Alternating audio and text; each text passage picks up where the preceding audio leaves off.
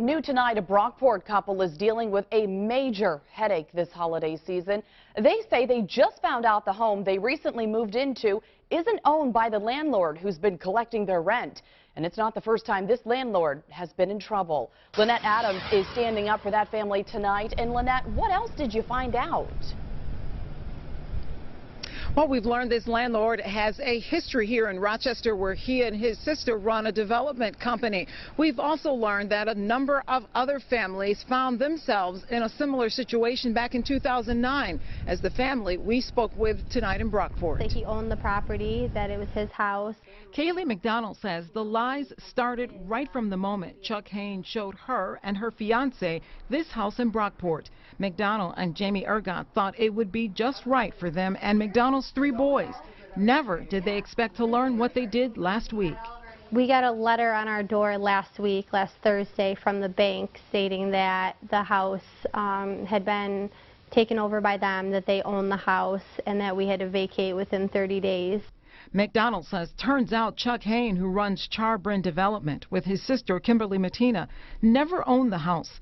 McDonald says Haynes told them he was buying the foreclosed house and working out the details, but they could move in. We called Chuck and said, you know, what's going on? And he continued to lie to us. Don't worry about it. I have an attorney. I'm getting the house. It's just a mix-up.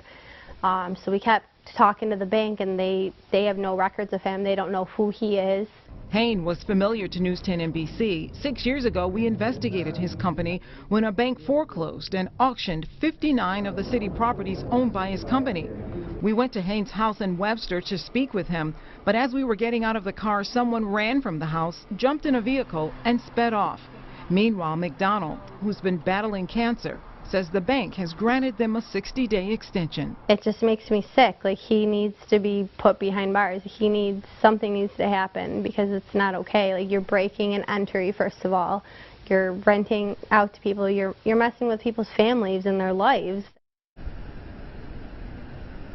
We've also reached out to Haynes by phone, no answer, and his voicemail was full. We could not leave a message.